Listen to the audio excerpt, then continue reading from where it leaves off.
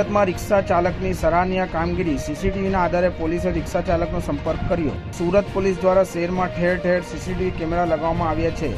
આ CCTV camera દ્વારા મોટા ગુનેગારો સહિત સામાન્ય વ્યક્તિની કોઈ વસ્તુઓ ગુમ થઈ ગઈ હોય અથવા ભૂલાઈ ગઈ હોય તો તેને મેળવવા પણ કામ આવી રહ્યા છે। ત્યારે એક દંપતી રિક્ષામાં 5 લાખના દાગીના ભરેલી બેગ ભૂલી ગયો હતો। આ અંગે સરથાણા પોલીસને જાણ કરવામાં આવતા સીસીટીવીના આધારે રિક્ષા ચાલકનો સંપર્ક કરવામાં આવ્યો। ત્યારે રિક્ષા ચાલક દ્વારા ખુદ પોલીસ સ્ટેશન આવીને દાગીના સુપ્રત કરી દેવામાં આવ્યા।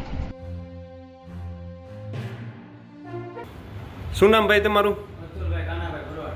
બરોબર। આ કઈ રીતના તમારે ઘટનાક્રમના આ દાગીના કેમ અહીંયા પોલીસ સ્ટેશન દેવા આવ્યા અને શું ઘટના હતી?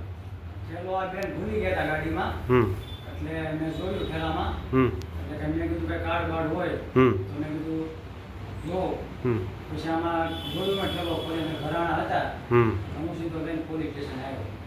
બરોબર, ખૂબ સરસ।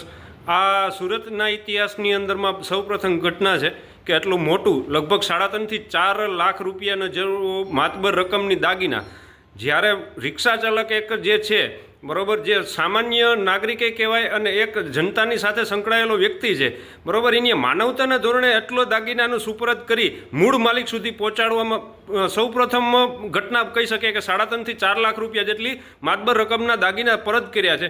આપ જોઈ શકો છો કે આ જે સમગ્ર દાગીના છે 2 સેટ છે, 4-5 વીંટી છે અને સાથે સાથે બુટી પણ છે।